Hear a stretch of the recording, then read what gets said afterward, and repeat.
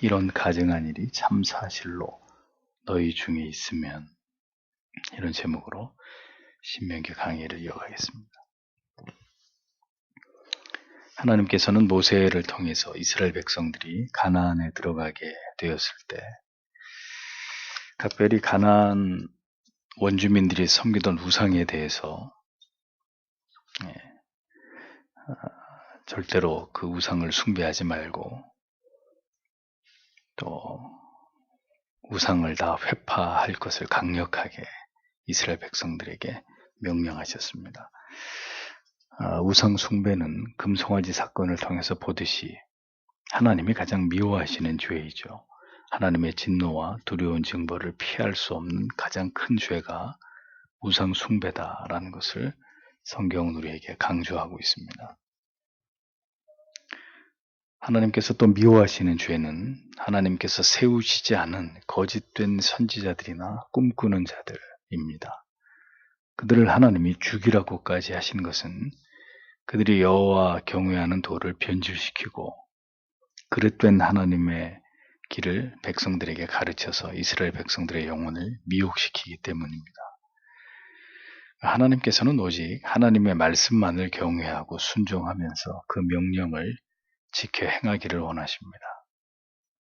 누구도 감히 하나님이 주시지 않은 계시를 말하거나 그와 유사한 흉내를 내는 것을 하나님은 절대로 용서하지 않으시는 것을 볼 수 있습니다. 그들의 그 모든 그릇된 행동이 여호와 하나님을 배반케 하고 배도케 하는 일이기 때문에 하나님은 이러한 악행을 일삼는 자들을 다 죽이라고 말씀하시는 것입니다. 너희 중에 이 모든 악들을 제거하라고 강력하게 이스라엘 백성들에게 경고하셨습니다. 그러니까 이 모든 일들은 하나님이 아닌 다른 신을 섬기는, 하나님께서 말씀하신 바를 쫓지 않고 달리 하나님을 신앙하는, 그것이 모두 다 참남한 우상숭배의 죄가 된다는 사실을 성경이 우리에게 분명하게 보여주고 있는 것입니다. 성경은 우상숭배의 죄가 하나님이 아닌 다른 신을 섬기는 것만으로 여기고 있지 않다는 것을 우리가 주의해서 깨달을 필요가 있습니다. 하나님이 말씀하신 바가 아닌 다른 방법으로 하나님의 말씀에서 벗어난 내용으로 하나님을 신앙하는 것도 우상숭배와 동일한 죄로 하나님이 간주하시는 것입니다. 그래서 하나님을 믿기만 하면 그것이 신앙이 결코 아니라는 거죠. 하나님의 법대로, 그 명령대로, 그 율례와 계명대로 하나님을 신앙하는 것만이 하나님을 올바로 신앙하고 경외하는 것이라는 것을 우리가 잊지 말아야 합니다. 그래서 여러분에게 언제나 바른 믿음의 중요성을 말씀드리는 것이죠. 그냥 믿으면 되는 게 아니라 교회만 다니면 그게 신앙이 아니라 하나님이 말씀하신 바를 쫓아서 하나님을 신앙하는 것을 하나님이 기뻐하신다는 것을 우리가 잊지 말아야 하는 것입니다. 심지어 하나님께서는 내 가족 중에 그가 내 형제든 자녀이든 내가 그토록 사랑하는 아내이든 또 영혼의 벗이든 누구든지 간에 너를 꿰어서 다른 신을, 다른 복음을 믿게 하거든, 다른 신앙의 길로 너를 인도하거든 동일하게 그들까지도 다 죽이라고 그렇게 말씀하셨습니다. 그들에게는 어떤 자비도 긍휼도 베풀지 말고 마음의 일을 애석하게 여기지도 말고 그렇게 먼저 내 손으로 그들을 돌로 치고 이어 모든 이스라엘 백성들이 그들을 돌로 쳐서 죽이라고 이렇게 하나님이 지엄하게 말씀하신 것을 볼 수 있습니다. 그들이 내 손에 죽어야 하는 이유는 내 하나님 여호와께로부터 너를 꿰어서 하나님을 믿는 그 믿음에서 떠나게 하려 했기 때문이다. 이렇게 말씀하고 있습니다. 그러니까 우리를 바른 진리로부터 멀어지게 하는 대상은 그가 내게서 가장 소중한 사람, 내가 가장 사랑하는 가족이라 할지라도 그를 죽여서 나로 하여금 하나님이 신앙하는 도에서 결국 떠나지 않도록 하라는 것이 하나님의 명령이었습니다. 그만큼 하나님을 올바로 신앙하는 일보다 우리에게 중요한 일은 존재해서는 안 된다는 것을 성경이 엄히 말씀하고 있는 것이죠. 세상은 그럴 수 있습니다. 자식 때문에 온갖 부끄러운 짓들을 행하는 부모들의 모습을 우리가 보지 않습니까? 자식이 미래를 위해서라면 어떤 불법한 일도 스스럼 없이 행하는 자들, 그런 사람들이 이 사회에 소위 지식인 있는 사람들이고 권력을 가진 사람들이라는 것이 참으로 우리를 서글프게 만드는 것이죠. 아브라함 같은 믿음, 하나님께서 이삭을 원하실 때 기꺼이 그를 바치고자 했던 그런 절도 있는 믿음, 자기 아들도 아끼지 않고 하나님 앞에 바치려고 하는 그런 믿음은 우리가 기도하지 않으면 그런 상황에서 그렇게 쉽게 할 수 있는 문제가 아닌 거죠. 엘리 제사장을 보십시오. 두 아들 홈리와 비나하스. 결국 엘리 제사장은 그 자식들의 방종과 타락을 방관한 결과 두 아들이 하나님의 손에 의해 죽임을 당하는 비극을 보지 않습니까? 그러니까 하나님의 법을 어기게 만드는 그 대상이 자녀라 할지라도 우리가 그것을 그냥 넘어갈 수 없는 거죠. 자녀를 사랑한다면 그들의 죄에 대해서 관대하지 말아야 한다는 것입니다. 우리의 사랑하는 사람들로 인해서 그가 우리의 배우자나 거절하기 힘든 벗이라 할지라도 그들 때문에 하나님께 불순종하거나 그릇된 선택을 해야 되는 그런 일들을 신자는 절대로 허용할 수 없다는 거죠. 왜냐하면 그 모든 일들을 하나님께서는 우상 숭배로 간주하시기 때문이라는 겁니다. 그러니까 자식이나 배우자, 벗이라 할지라도 그들의 악에 대해서 이토록 지엄한 법으로 다스림으로 다시는 이러한 것을 보고 이스라엘 백성들이 두려워해서 그 같은 악을 범하지 않도록 하라고 그렇게 말씀을 하십니다. 그러니까 내 가족 중에라도 나를 꿰어 하나님을 바르게 신앙하는 길에서 벗어나 우상을 숭배하게 하려고 할 때 그들을 내 손으로 쳐 죽이는 이런 모습을 통해서 하나님이 이스라엘 백성들을 그런 모습을 보게 함으로 두려워하게 하고 같은 악을 범하지 못하도록 하게 하라는 거죠. 그러니까 일벌백계로 권징과 치리를 행하는 것은 교회와 성도를 보호하고 하나님 앞에서 범죄하지 못하게 하는 성경적인 훈도의 방법입니다. 그러니까 이러한 율법의 정신을 따라서 교회는 반드시 이를 행해서 하나님의 법의 지엄함과 성도의 범죄를 막고 보호하는 일을 교회가 성실하게 감당해야 되는 거죠. 오늘의 본문은 또다시 이스라엘 백성들이 경계해야 될 바가 무엇인지를 계시하신 말씀입니다.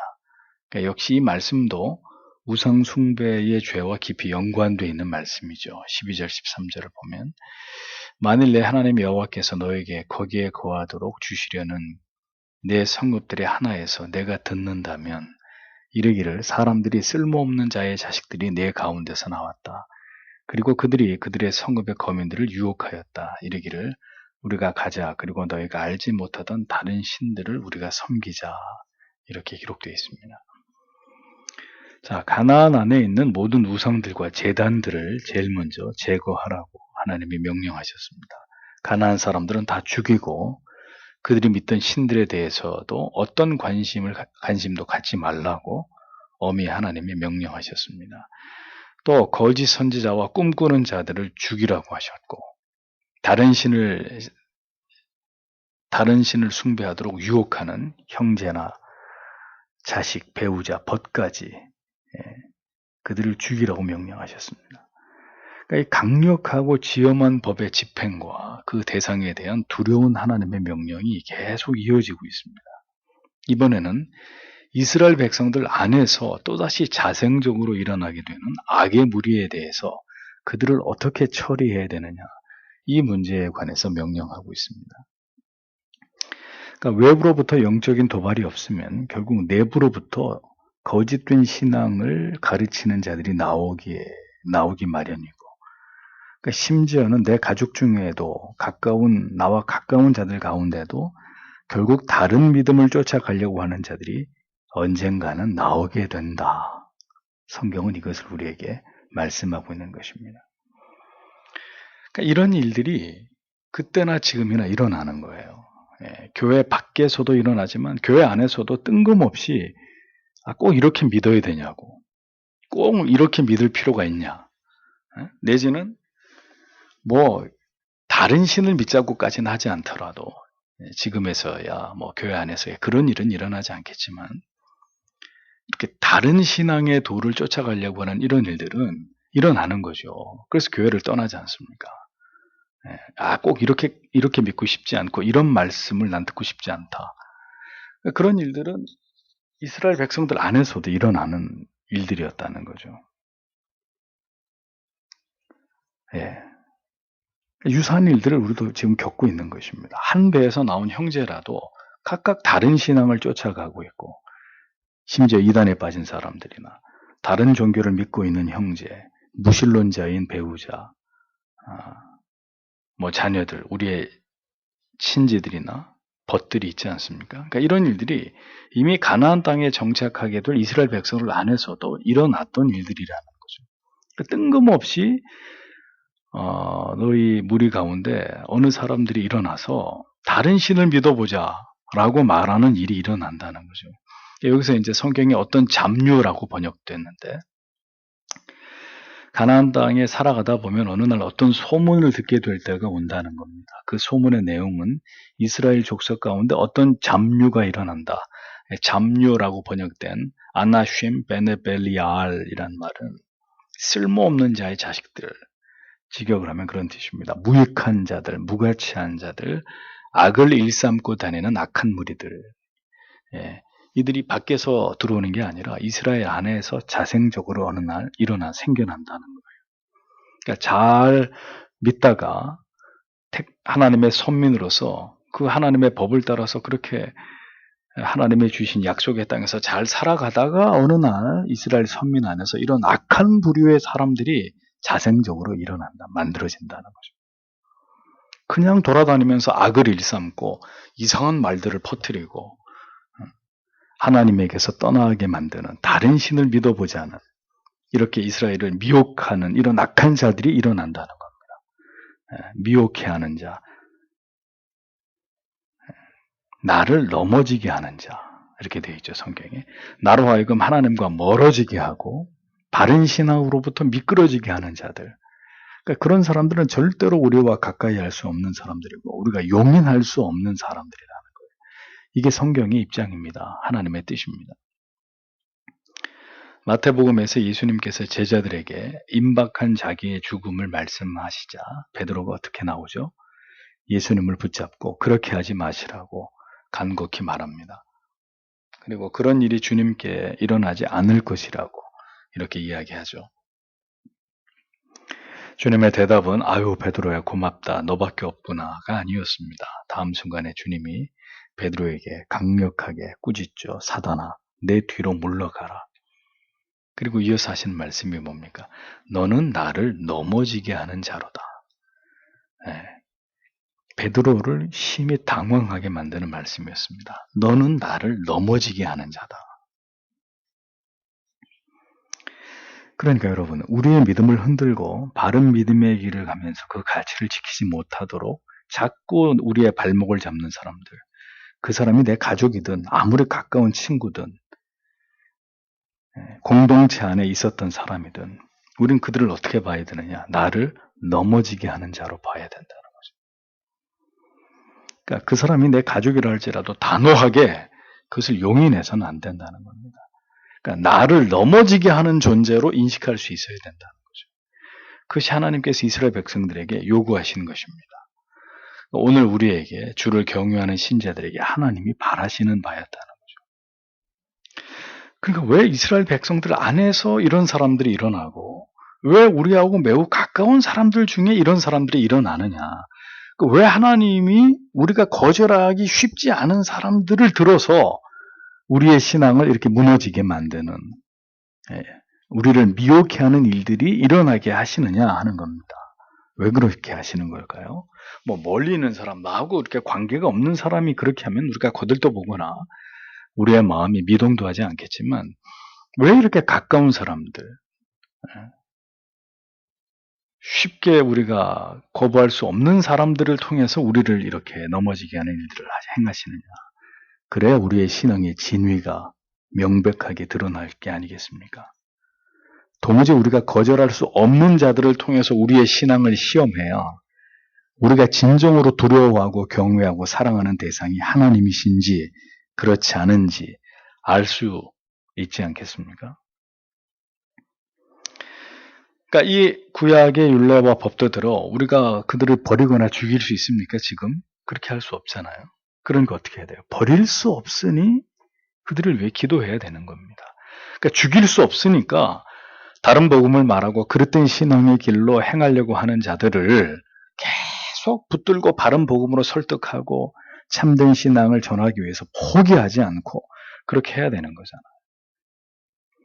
성경은 언제든 우리 가운데서 우리 가족과 심지어 한 공동체 안에서조차도 이렇게 신앙의 정도에서 이탈해서 다른 신앙을 우리로 하여금 갖게 만드는, 우리를 그렇게 미혹하려고 하는 자들이 일어날 수 있다고 분명히 말씀하고 있습니다. 오죽하면 주님께서 사람의 원수가 집안 식구라고까지 말씀하셨겠습니까? 그러니까 정말 하나님을 경외하는 자들은 이 부분까지도 생각을 해야 되는 거죠. 네.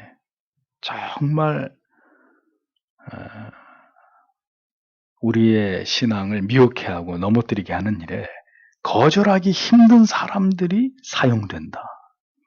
그들이 우리로 하여금 믿음의 길에서 이탈하게 만드는 일에 사탄의 앞잡이로 쓰임받게 되는 그런 일들까지 일어날 수 있다라는 거죠.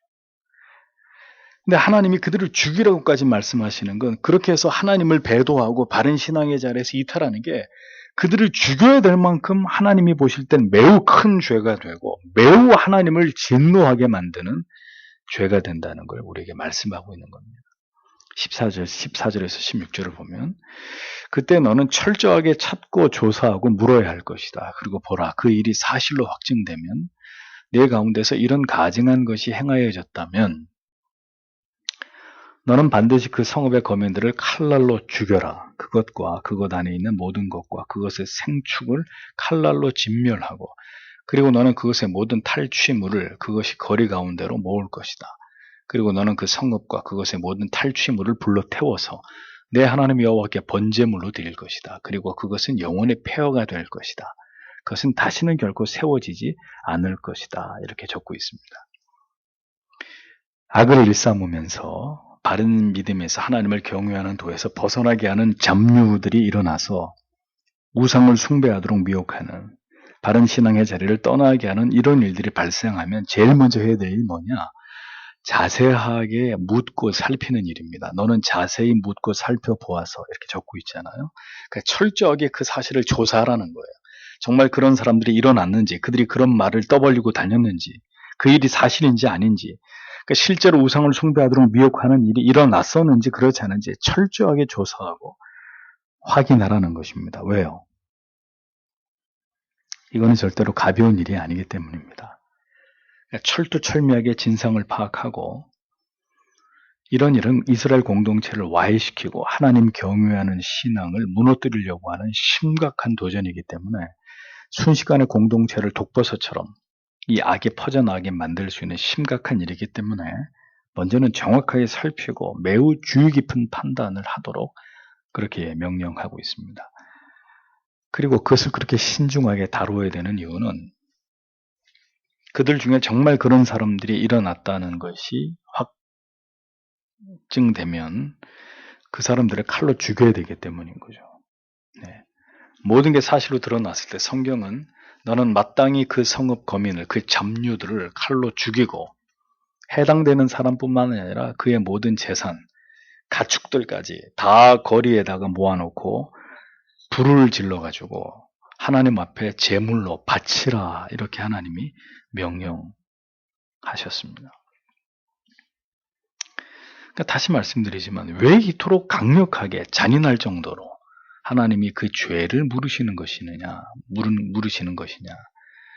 이런 자비 없는 징벌과 심판을 명하실 때는 단 한 가지입니다. 절대로 용납할 수 없는 죄라는 거예요. 절대로 그냥 넘어갈 수 없는 안다는 이유 때문에, 가족이라는 이유 때문에, 한 공동체에 우리가 알고 지내던 사람이라는 이유 때문에 적당히 넘어가서는 안 되는, 반드시 그들을 죽여야만 되는 그 우상숭배의 죄와 그 죄를 짓도록 영혼을 미혹한 이 일은 하나님이 보실 때 용서할 수 없는 일이라는 거예요. 하나님이 무척 진노하시는 그런 분명한 죄라는 겁니다. 이로써 우리는 하나님이 가장 미워하시는 죄가 뭐냐?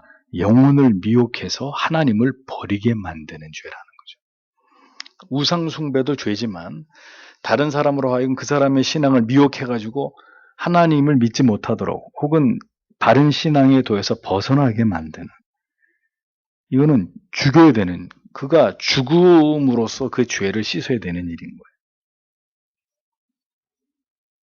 용서받을 수 없는 죄입니다. 하나님께서 말씀하신 바를 벗어나서 자기들 마음대로 하나님을 신앙하는 행위, 우상숭배에 해당되는 것이고, 그렇게 영혼을 잘못된 진리로 인도한 사람들, 하나님을 신앙하는 바른 도로부터 벗어나게 한 사람들, 그 죄값을 나중에 하나님 앞에 어떻게 감당하겠습니까? 그 사람이 목사가 될 수도 있고, 전도사가 될 수도 있고, 뭐 장로가 될 수도 있고, 일반 성도가 될 수도 있는 거, 누가 될 수도 있는 거죠. 예? 무지한 가운데 어떤 성도를 바른 진리의 말씀이 아닌 길로 인도한 그 죄가 이렇게 크다라는 것을 우리는 절대로 간과해서는 안 됩니다. 그래서 거짓 선지자나 꿈꾸는 자, 사랑하는 형제나 자식, 배우자, 친구라 할지라도 다 죽이라는 거예요. 너희들 가운데 일어난 그 사악한 무리들, 하나님을 떠나서 다른 신을 믿자고 말하는, 다 죽이라는 거예요. 칼로 그들을 죽이라는 겁니다. 앞에선 돌로 쳐 죽이라고 얘기하고. 그러니 여러분 보십시오. 절대로 하나님을 잘못 신앙하는 것, 혹은 다른 신을 믿는 것, 그러니까 진리가 아닌 것을 따라가는 것, 안 되는 것입니다. 절대로 신자에게는 용인될 수 없는 거예요. 그러니까 누구도 하나님을 신앙하는 바른 신앙에서 나를 넘어지게 하는 것에 대해서 용납해서는 안 되는 거예요. 아니, 그리스도인들이 왜 공산주의를 사회주의를 지지해요?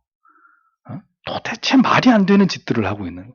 어떻게 범법자를 지지를 합니까? 어떻게 성경에서 벗어난 진리를 이야기하는 사람들을 지지를 하고 그런 정치 세력들을 인정을 합니까? 그 사람은 그들하고 똑같은 죄를 짓고 있는 거예요. 그리스도인들은 절대로 그런 자리에 설 수 없는 사람들이에요. 그게 배도란 말이에요. 배도. 네. 누구도 내 영혼을 하나님께로부터 멀어지게 만드는 것에 대해서 허용해서는 안 되는 것입니다. 그게 내 가족이라 할지라도.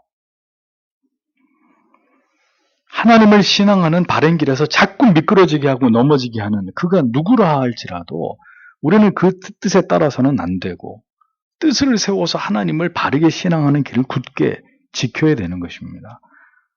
다시 말씀드리지만 지금 우리가 구약의 법을 따라서 누구를 죽게 하는 일은 불가한 일이죠. 다만 디도서의 말씀처럼 이단에 속한 사람, 그릇된 진리의 도를 쫓는 자들, 나를 자꾸 그렇게 옳지 않은 진리의 길로 나를 미혹하는 사람들 끊어버려야 되는 거죠. 한두 번 경계하고 난 다음, 훈계하고 난 다음에 멀리 해야 되는, 남처럼 여겨야 되는. 왜? 우리도 그 사람들에게 영향을 받을 수 있기 때문입니다. 그러니까 진리의 바른 도를 쫓는 문제, 하나님을 바르게 신앙하는 문제는 우리 자신의 영혼을 지키는 이 문제에 있어서만큼은 냉철할 것을 성경이 우리에게 요구하는 것입니다.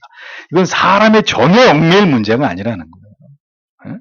친구다, 뭐 가족이다, 뭐 이런 거에 얽매일 문제가 아니라는 거죠. 뭐 고향이 같고 뭐 동창이고 다 소용없는 말들이라는 거죠. 하나님의 진리의 말씀 앞에서는. 한 공동체 안에 있었던 자라 할지라도 그가 어느 순간 자기의 정체를 드러내서 잘못된 신앙을 이야기한다. 다른 진리를 이야기한다. 그렇게 해서 공동체를 미혹에 빠뜨리고 사람들을 넘어지게 한다. 영혼을 넘어지게 한다. 단호하게 교회가 이런 문제들을 다루어야 되고 정죄하고 권징해야 되는 겁니다. 도려내야 되는 거죠. 그게 성경이 우리에게 말씀하는 법입니다. 어떻게 같이 갈 수 있습니까? 선과 악이. 의와 불의가 어떻게 같이 갑니까? 참 이상한 시대입니다. 참 보다 별 희한한 일들을 우리가 보면서 지금 살아가고 있잖아요. 그러니까 선과 악의 개념은 이제 사라져 버렸어요. 그냥 네 편이냐 내 편이냐가 중요한 거예요. 그러니까 의와 불의, 옳고 그름의 문제는 다 사라져 버렸고 내 편이냐 네 편이냐 이제 이 세상이 미쳐 돌아가는 거죠. 그게 왜 그렇습니까? 절대 진리가 사라졌기 때문에 그런 거예요. 누구는 말씀드려 왔잖아요, 제가. 하나님의 절대 진리의 가치가 사라진 세상 속에서는 이제는 뭐가 진리냐가 중요하지 않아요. 다수가 몰려가서 우리가 이걸 원하니까 그렇게 해달라고 떼쓰고 조르고 촛불 들고 나가면 그게 법이 되는 거 아니에요. 그게 정의가 되는 거고. 세상이 미쳐 돌아가고 있다는 걸 보여주는 것입니다. 우리는 중심을 잡아야 되는 거죠. 누가 뭐라고 해도 그 사람이 도저히 내가 어떻게 할 수 없는 나에게 그런 중요한 사람이라 할지라도 그것은 진리가 아니라고. 당신이 이야기하는 것은 진리가 아니라고.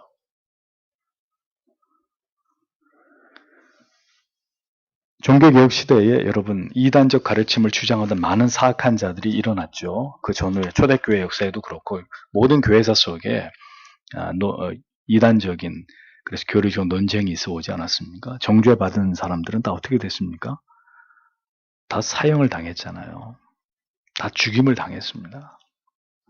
누구든지 하나님의 진리에 어긋나서 이상한 주장을 하면서 사람들을 미혹해 하면 교회가 교회의 법을 통해서 그 사람을 정죄하고 죽여버렸단 말이에요.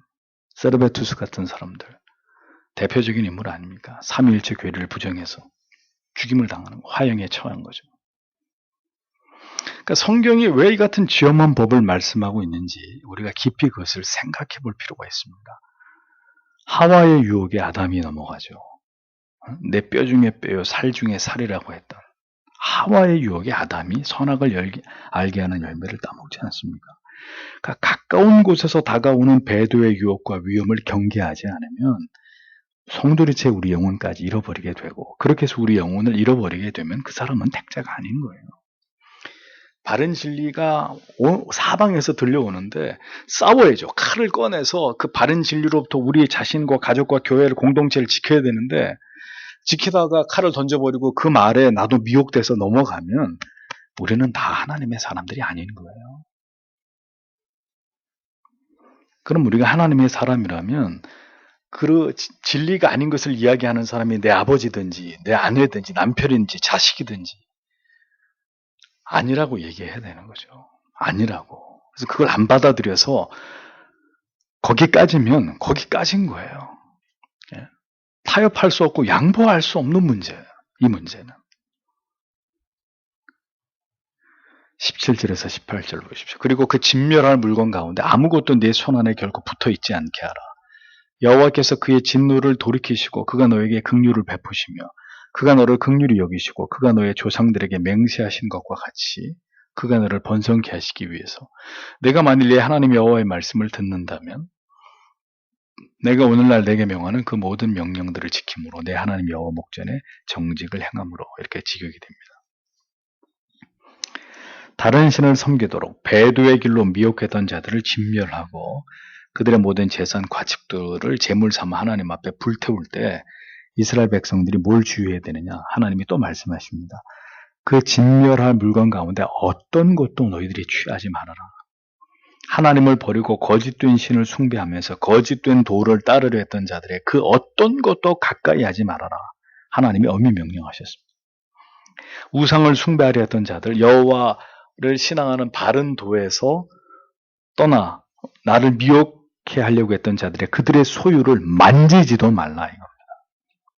그 어떤 부분도 하나님의 택하신 백성들이 그들과 접촉하는 것 자체를 하나님이 원치 않으시는 거예요.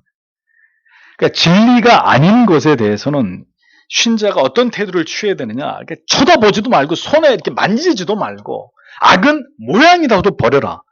아주 단호한 거예요. 성경은 진리가 아닌 것, 하나님을 향하지 못하게 하는 모든 것들에 대해서 아주 단호한 겁니다. 그러니까 죽이고 불태우고 절대로 손에 놓지 말고 계속 그런 말씀들이 반복되어 오잖아요. 진리가 아닌 것. 하나님을 올바로 신앙하지 않으려고 하는 모든 것들에 대해서 적당히 넘어가는 사람들이 돼서는 안 되고, 안다는 이유 때문에, 뭐 때문에 안 되고, 그들이 사용했던 물건까지도 가까이 하지 말고 다 태워버려라. 이렇게 하나님이 명령하셨습니다. 그러니까 그 어떤 것도 진리가 아닌 것에 대해서는 조금 더 영향을 받거나 접촉하는 것 자체를 하나님이 싫어하신다. 싫어하신다.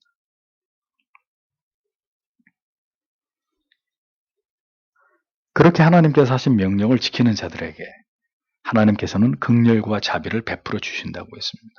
그 조상들에게 맹세하심 같이 자손을 번성케 해 주시겠다고 약속하고 있습니다. 하나님은 이처럼 하나님이 경외하는 순수한 도를 지키고 결국 그릇된 신앙과 하나님이 아닌 다른 신을 숭배하는 죄를 범하지 않으려고 하고 그런 것들로부터 어떤 영향을 받지 않으려고 마음의 중심에 뜻을 세우고 그렇게 거룩하고 순결을 지켜나가는 하나님을 바르게 경외하고 예배하고 그 도를 지키려고 하는 자녀들에게 하나님이 모든 자비와 긍휼을 베푸시고 그들의 삶을 보여하고 번성케 하시겠다고 약속하고 계시는 거죠. 성도 여러분, 바른 믿음이 뭐가 바른 믿음입니까? 하나님이 중요하게 여기시는 것을 우리도 중요하게 여기는 거예요. 하나님이 싫어하고 미워하시고 진노하시는 것에 대해서 우리도 똑같이 그 하나님의 관점에서 미워하고 진노하고 혐오하는 것입니다. 하나님께서 매우 중요하게 여기시는 문제를 신자가 한없이 그걸 소홀히 여기고 하나님은 하나님의 법을 철저하게 지키라고 명하시는데도 임의대로 우리 마음대로 하나님의 말씀을 어기고 성경이 분명히 말씀합니다. 그것은 하나님이 원하시는 신앙의 모습이 아닌 거죠. 하나님이 자기 백성들에게 그렇게 명령하신 적이 없으시단 말입니다. 그러니까 하나님이 아닌 다른 신을 믿는 것, 성경이 말씀하고 있지 않은 다른 신앙의 길로 행하는 것, 이것은 절대로 하나님께 용납될 수 없는 큰 죄입니다.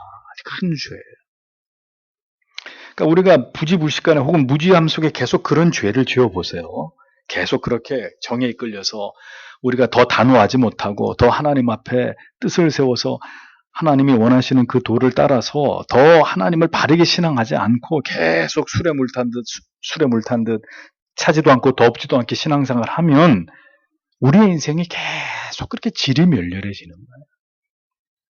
뭐가 이렇게 안 돼요. 항상 이렇게 답보도 있고 항상 어렵고 항상 일이 안 풀리고 뭐든지 이렇게 하면 할수록 안 된다고요. 안 돼. 하나님이 그 사람의 앞길을 열어주시질 않아요. 하나님을 신앙하지 않는 건 아니지만 하나님이 기뻐하는 도를 따라서 보다 단호하고 첨예하게 하나님의 말씀을 따라 살지 않기 때문에 그러니까 신앙 자체도 흐지부지하니까 그의 삶도 그의 삶에 하나님이 주신 은혜도 그렇게 되는 거예요. 그러니 가지도 못하고 서지도 못하고 이러지도 못하고 저러지도 못하는 이런 삶이 지루하게 이어지는 것입니다. 뜻을 세워서 하나님을 바르게 신앙해 보세요. 약속의 말씀이 모든 하나님의 긍휼과 자비가 그에게 임하고 네 조상에게 약속한 그 모든 것을 내가 너에게 허락해서 창대케 하겠다고 네 자손이 많아지는 자손의 복으로 대표되는 하나님이 큰 어떤 형통의 복을 주신다고 약속하고 있는데 그럼 이 말씀이 거짓말이겠습니까? 오늘날 예수를 믿는 사람은 많아요. 교회를 다니는 사람은 많습니다. 근데 뜻을 세워서 영적인 기백을 가지고 목에 칼이 들어와도 아닌 것은 아닙니다. 누가 말하든 그게 내 가족이 얘기하든 누가 아버지가 얘기하든 누가 얘기하든 자식이 얘기하든 친구가 얘기하든 그렇게 하나님 앞에 뜻을 세워서 칼날 같은 그런 믿음을 가지고 하나님을 신앙하려고 하는 사람들은 많지 않단 말이에요. 많지 않단 말이에요. 다 복을 받기를 원하시고 하나님의 은혜, 긍휼과 자비를 얻기를 원하지만 그런 것들이 넘치도록 우리의 삶 가운데 부어지지 않는 것은 여전히 이런 말씀에 대해서 불순종하는 삶을 살기 때문입니다. 기회에 따라서 상황에 따라서 그냥 내 마음대로 어떻게 우리 사이에 어떻게 그렇게 자꾸 그렇게 하나님보다 다른 가치들을 떠받들고 거기에 더 마음을 쓰고 치우치면, 우리가 하나님을 그렇게 신앙하면 하나님이 우리에게 주시는 은혜도 그렇게 될 수밖에 없는 거죠. 풍성한 것이 아니라 겨우 유지할 뿐인, 겨우 그냥 이렇게 궁여지책으로 그냥 하나님이 주시는 은혜를 붙들고 그냥 신자의 그 어떤 명령만 이어갈 뿐인 그 풍성함을 누리지 못하는 그런 신앙이 계속 반복되는 것입니다.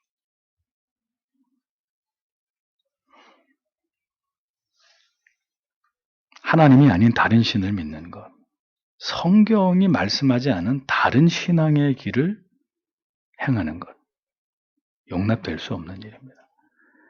신앙은 우리 안에서 일어날 수 있는 모든 하나님을 거스리는 일들에 대해서 대비해야 되는 것입니다.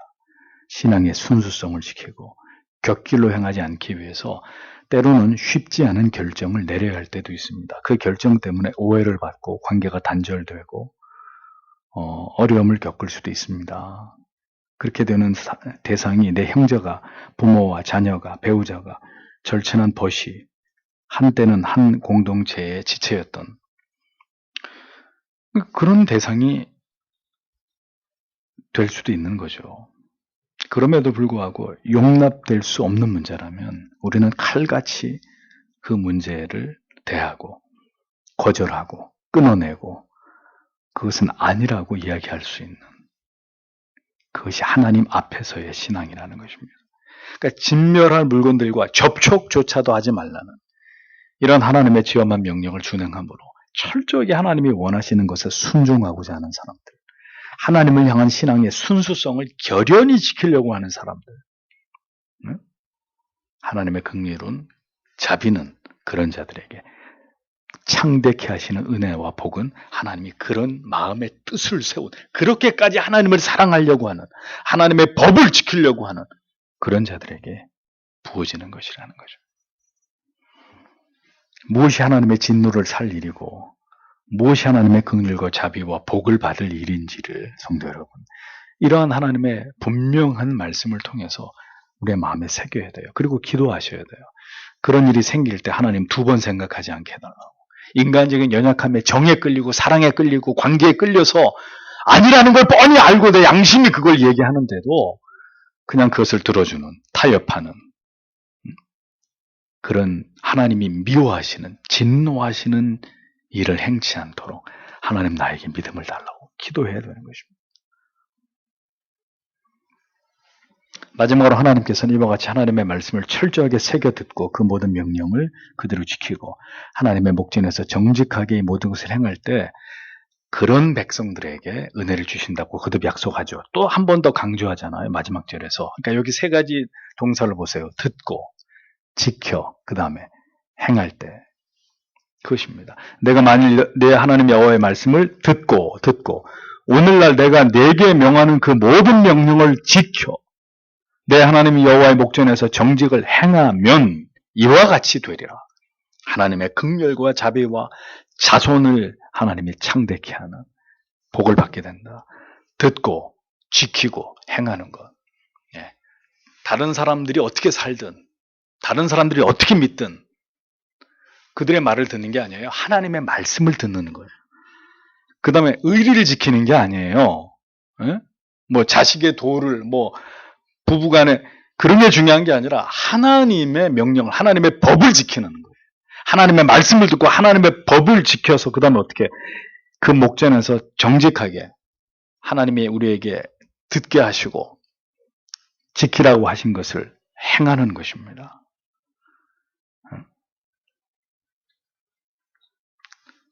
오늘 우리는 우리가 듣고 싶은 걸 들어요. 듣고 싶은 것만 들으려고 해요. 어떤 것은 그러니까 외면해버리는 거죠. 지킬 수 있는 것만 지키려고 해요. 우리의 마음을 약하게 만들고 결국은 넘어지게 하는 일들에 대해서 우리가 뜻을 세워서 이것을 더 강하게 붙들지 않으면 하나님의 뜻을 이러한 연약으로부터 지켜내려고 하지 않는다면, 그러니까 결연히 하나님이 말씀하신 것에서 흔들리거나 마음이 약해지지 않도록 우리가 하나님 앞에 뜻을 세워서 기도하고 어떤 가운데서도 하나님이 우리에게 원하신 것을 지켜내게 해달라고 우리가 늘 하나님 앞에 깨어있지 않으면 이러한 하나님의 약속의 말씀에 우리에게 베푸시는 은혜로부터 우리는 제외될 수밖에 없는 것입니다. 그래서 오늘도 많은 사람들이 예수를 믿습니다. 많은 사람들이 교회를 다닙니다. 그래서 중요한 것은 어떻게 믿을 것이냐예요. 하나님을 어떻게 믿을 것이냐. 어떤 믿음으로 하나님을 믿을 것이냐가 중요하다는 거죠. 네. 그러니까 다 취미생활처럼 종교생활을 할 수 있습니다. 마음의 위안 삼아. 왠지 교회를 안 가면 불안하고 뭔가 잘 안 될 것 같으니까. 그래도 교회 가면 뭐 하나님이 잘 되게 해주시고 뭐 어려움이 없겠지 이런 무슨 보험 드는 것처럼 그런 식의 종교심을 가지고도 얼마든지 외형적인 신앙생활을 할 수 있거든요. 그런데 그것은 바른 믿음이 아니라는 거예요. 어떤 것으로도 미혹되지 않고 진리가 아닌 것을 쫓지 않고 아무리 소중한 사람들이라 할지라도 신앙의 도를 무너뜨리고 어기면서까지 하나님을 진노하시게 하는 길로 행하지 않도록 그렇게 하나님을 바르게 섬기는 믿음이 아니라면 그래서 하나님을 기쁘시게 하는 믿음이 아닌 거예요. 그리고 그런 믿음에서는 우리가 기대하는 모든 것들이 그 길에서 우리에게 주어지지 않는 것입니다. 우리는 우리의 마음과 감정대로 하나님을 신앙할 수 있는 사람들이 아닙니다. 신앙을 그렇게 생각했다면 우리가 신앙을 오해하고 있는 겁니다. 오직 말씀하신 대로 하나님이 기뻐하시는 바와 싫어하시는 바, 진노하시는 바와 그분이 즐거워하시는 바를 깨달아서 매 순간 하나님이 원하시는 선택을 하는 것입니다. 오늘도 하나님은 하나님께로부터 듣고 지켜 행하는 자들을 찾고 계십니다. 그 상황에 따라서 다수에 의해서 진리가 아닌 다른 것에 내 마음이 이끌려가지고 우왕좌왕 부하내동하는 그런 신앙이 아니라 성경이 우리에게 명백하게 말씀하고 있는 그 도를 따라서 어느 것에서도 치우치지 않고 그것을 따라서 하나님이 원하시는 그 길로 행하는 그런 하나님의 자녀들을 기뻐하시고 하나님이 그런 자들에게 복된 미래를 약속하시는 것입니다. 그들의 것이 되는 것입니다. 그렇게 바른 뜻과 중심을 가지고 하나님을 온전히 경외하기를 원하는 자들에게 하나님은 오늘도 아낌없는 은혜를 베풀어 주시는 것입니다. 그러니까 왜 목사님 예수 믿는데도 되는 게 하나도 없고 왜 내 삶이 맨날 이렇습니까? 여러 가지 이유가 있는데 뭐 하나님의 섭리와 뜻 가운데 그를 연단하시고 그의 믿음을 자라게 하시는 뭐 이런 이유도 다 들어가 있어요. 그런데 오늘 이 말씀만 가지고 이야기해 보죠. 왜 내가 교회를 다니고 신앙생활을 수십 년 하는데도 왜 내 삶은 맨날 그러냐고. 여러분 오늘 주신 말씀처럼 이렇게 우리가 뜻을 세워서 하나님을 바르게 정말 하나님이 원하시는 대로 최고의 위대한 계명에 순종하기 위해서 우리에게 좋은 모든 것들을 다 포기할 수 있는 그래서 하나님의 뜻만을 붙들고 거기에 순종하려고 하는 우리가 그런 믿음으로 살아가고 있는지 내 자신을 들여다보라 이거. 그래서 여러분은 이미 구원받으신 하나님의 자녀이시고 여러분들의 삶이 하나님의 은혜로 더 풍성해지시려면 이러한 성경의 진리의 가르침을 따라서 보다 더 우리의 수준, 신앙의 믿음의 수준을 끌어올려야 되는 거죠. 더 하나님의 원하시는 모습대로 더 하나님께 순종하되 더 바른 순종 다수의 사람들이 할 수 있는 것이 아니라 정말 하나님을 사랑하고 경외하는 사람들만 그렇게 할 수 있는 그런 순종을 하나님께 보여야죠. 하나님이 그것을 통해 영광을 받으시고 그 모든 어려움들을 끌어안고 그런 모든 희생을 각오하면서라도 하나님이 원하시는 그 길을 가려고 하는 사람들 하나님이 왜 그들을 외면하시고 그들에게 좋은 것을 주려고 하시지 않겠습니까? 오늘도 주신 말씀을 생각하면서 하나님 우리에게 그런 믿음과 그런 각오와 그런 정신으로 하나님을 경외할 수 있는 믿음을 달라고 오늘도 주님 앞에 다 함께 기도하고 돌아가기를 원합니다. 기도하겠습니다.